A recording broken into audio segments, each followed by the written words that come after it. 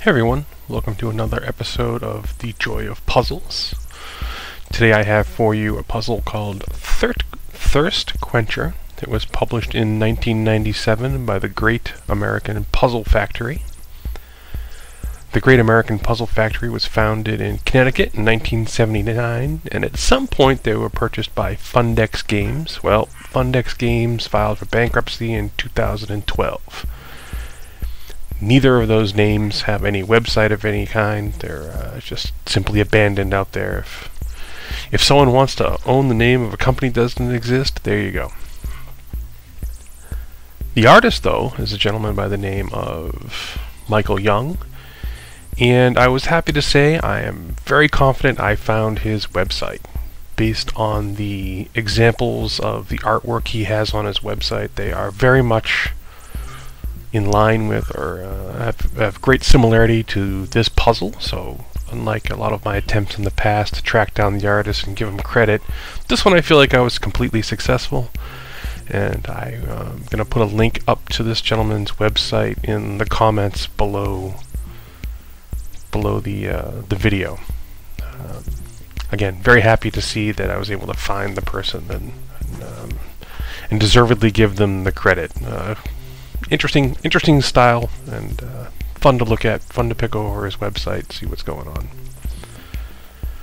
Strategy for this puzzle. Well, border first, as you can see here.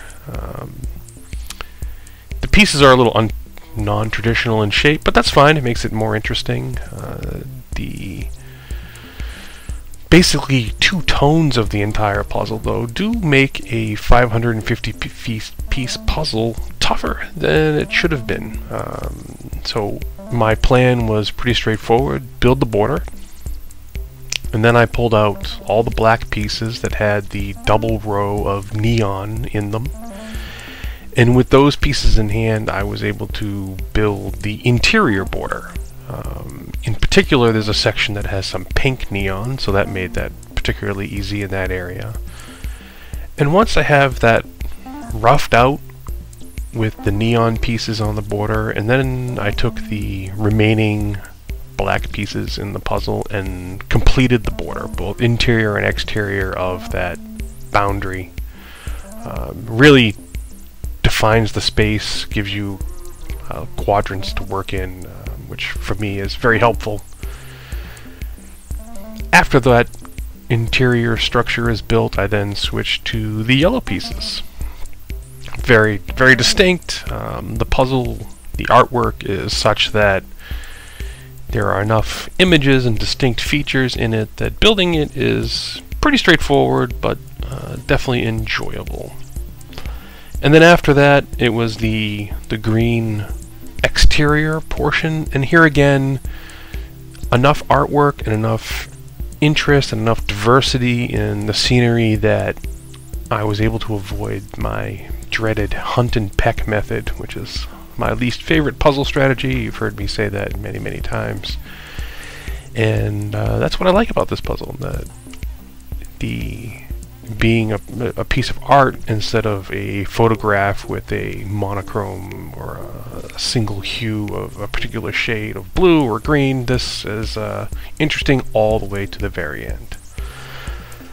That leads right into the review, or close to it.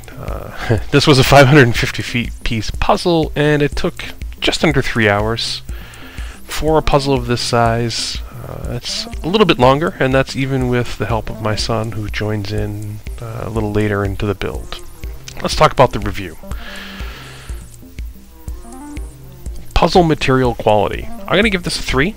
Average, which in one sense is above average because it is made from recycled material, and my experience has been that the recycled materials tend to have flimsy, the little tabs tend to be flimsy, and sometimes there's a bonding issue with the image onto the paperboard itself, and this suffered from none of those things. If it didn't say recycled on the board, on the box, I wouldn't have been able to guess by the quality of the material. So I'm giving this one a 3.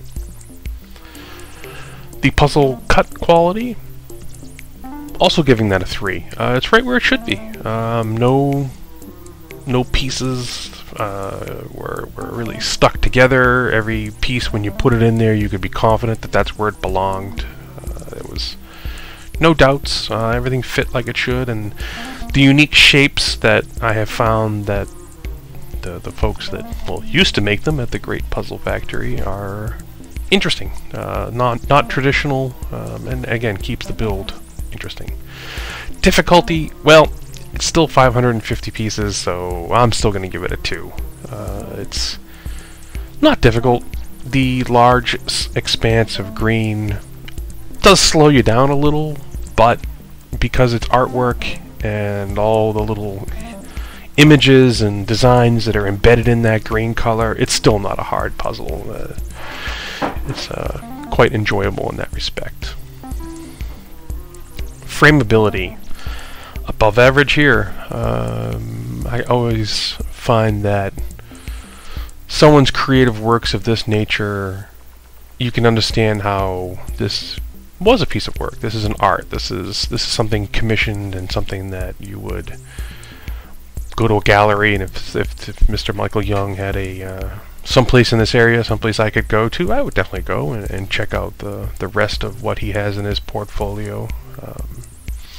You could also see how this would be some sort of poster or something in a very classic American diner, and maybe that's not as complimentary as it should be, but I can see a general appeal for something like this. So for frameability, I'm going to give this a 4. It's a nice piece of work. Overall, I'll give this a 3. Usually not with small puzzles give them a 3, but the combination of the artwork, the decent quality, yeah, it's deserving of a 3. I would definitely build this puzzle again. I'm not going to frame it per se. I'm definitely interested in putting this together again, you know, at some later date. It's not boring. Yeah, very, very enjoyable.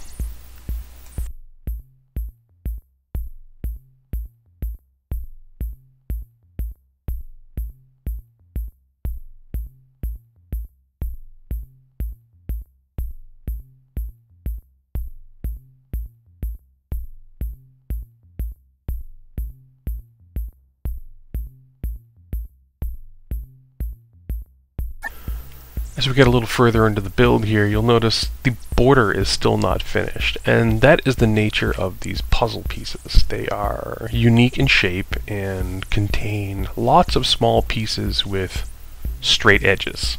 That makes finding the odd little piece that fits somewhere on the border difficult. They simply blend in with all the other pieces. There's so many pieces with straight edges that it took all the way to the end here to finally have that complete. When basically we were down to working on just the green color, it made it possible to find that piece.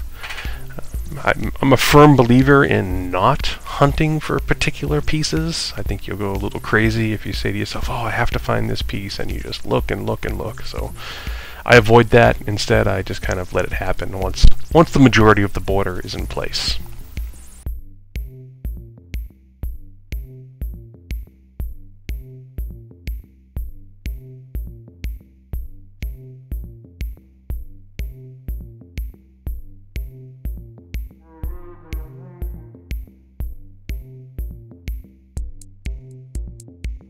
As we come here to the end of the puzzle, I'd like to thank everyone for listening, and of course, if you do happen to like the video and the little story that I tell to go with it, and the narrative, then go ahead and please click the like button. I will be busily making more puzzles for you folks and more videos in the very near future, and again, I appreciate everyone that's out there and taking the time to peruse my collection of puzzles that I have. Thank you again. Bye.